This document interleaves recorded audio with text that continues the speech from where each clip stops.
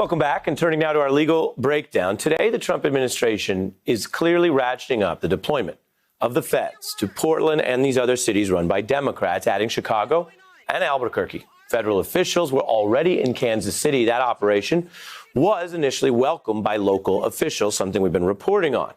Now, in a formal DOJ announcement today, building on this political effort by Trump to combat both spiking coronavirus and sinking polls, we have to widen out and understand using a very old playbook touting law and order. But in our special report right now, I'm going to show you why there are signs it may not work like it has in the past, either substantively or politically. Now, some of Trump's media allies are reinforcing his arguments with headlines like this one presenting a clash of law and order, you see it right there on the bottom, versus anarchy, as Trump officials rebrand protests and marches as hallmarks of a lawless society. These violent anarchists and extremists were violent well before DHS surged federal assets into Portland. We got intelligence about planned attacks on federal facilities where we backed up the Federal Protective Service. They're willfully coordinating, organizing, and planning to intentionally attack and destroy federal property and harm federal agents and officers. Those are criminals. That's who we're talking about. That's why we're there. And Brett, we're not going anywhere. That's the claim from your current federal government. Here are the facts. The feds do have broad authority to patrol federal property and, of course, defend themselves. But number one, local authorities and independent reports say most of these recent protests have been peaceful. And number two, in that crucial area of Portland, it is actually the city and the local police asking the feds to stay out. Now, all of that is about government policy. On the politics, which is suffusing much of this, Donald Trump is hitting the same message, falsely stating that his opponent would defund the police entirely. That earned a now infamous live fact check in that much-watched Fox News interview. Biden wants to defund the police. Sir, he does not. Look, he signed a charter with Bernie Sanders. I will get that one, just like I was right on the mortality rate. Did you read the charter that he agreed to? It says nothing about defunding the police. Oh, really? It said nothing about defunding the police. If you watch that whole interview, the Fox News anchor goes on to actually continue to fact check and cite the underlying document that the president basically mischaracterized. I say all this to you because as we report the news so you can make up your own mind, you need to know the facts. Keep those facts in mind as you watch Donald Trump still repeat this misleading claim in new TV ads that basically feature that lie and that also depict a world with no police left, not even any 911 operators. Hello, you've reached 911.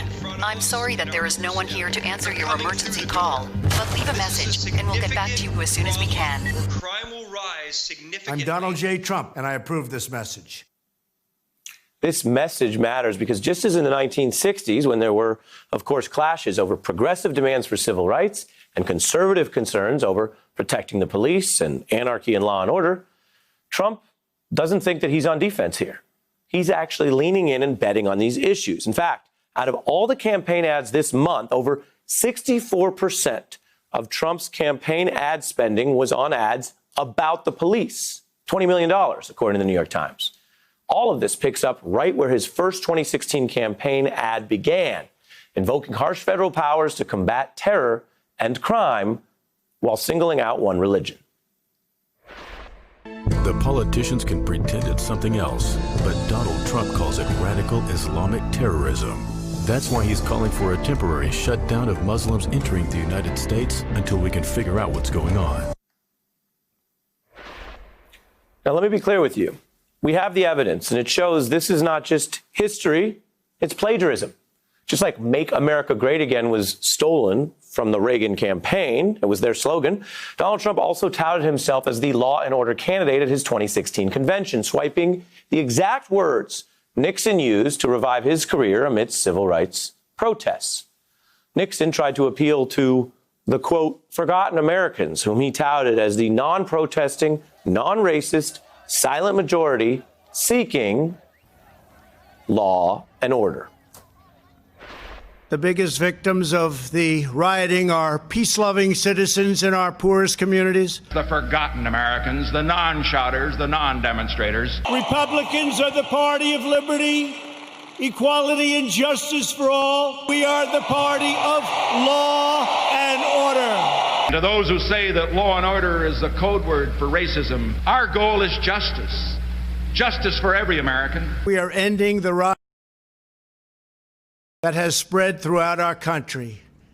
We will end it now. Time is running out for the merchants of crime and corruption in American society. The wave of crime is not going to be the wave of the future. Take it in. This history runs deeper than simple words like crime or law. Most people support equal law and oppose crime in general.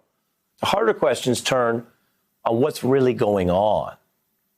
What happens when you apply those words and policies with your eye on true equality, justice, and fairness, and whether only some crime is actually pursued? In fact, Nixon infamously came to embody hypocrisy as a president who ran, you just saw in Law and Order, but was found to break the law. Meanwhile, the documentarian Ava DuVernay has also scrutinized what then was meant by the focus on crime. The war on crime, but that was one of those code words, what we might call dog whistle politics now, which really was referring to the black political movements of the day, Black Power, Black Panthers, which Nixon felt compelled to fight back against. Thinly veiled racial appeals. Talking about crime by talking about law and order or the chaos of our urban cities unleashed by the civil rights movement. Now that there is expertise on the history, but I want to share with you tonight, it is backed by some of the very people involved. A top Republican Nixon aide later admitted it, recounting how the Nixon campaign had two enemies, the anti-war left and black people, by getting the public to associate the hippies with marijuana and blacks with heroin, and then criminalizing both heavily. We could disrupt those communities, end quote. That confession right there is deep. A Nixon aide admitting, one, the political plan was to mobilize their side by going after their opponents on the left and in the black community, and then turning government powers to dial up a drug war to arrest and jail them. Now, that's plenty. But here's part two of that confession. Did we know we were lying about the drugs, he asked? Of course we did. A government abusing law and order to get power while claiming it's the guardian of law and order. Well, you can see the echoes here. Tonight, many mayors and many Trump critics argue that's exactly what his administration is doing now. But when it comes to voters, it's still an open question whether these tactics will work as they have in the past. And here's why. Right now, the surging support for the Black Lives Matter movement has skyrocketed in the wake of these protests since George Floyd's killing. The percentage of voters also who now think that black Americans face discrimination, you can see from 2008 to 2020, has doubled. Americans now say they see systemic racism in a new way. And this brings us, of course, back to the protests, back to the thing that, according to these mayors and critics, Donald Trump is trying to squelch.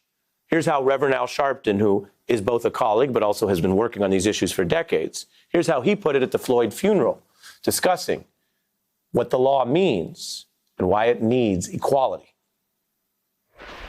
What happened to Floyd happens every day in this country, in education, in health services, and in every area of American life. It's time for us to stand up in George's name and say, get your knee off our necks.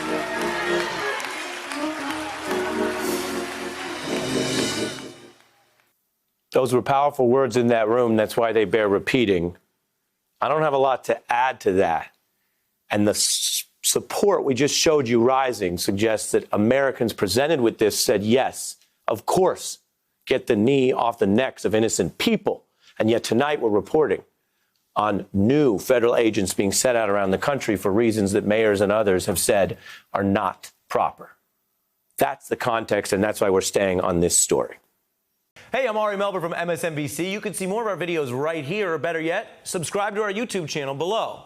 You could have been anywhere in the world, but you're here with us, and we appreciate that.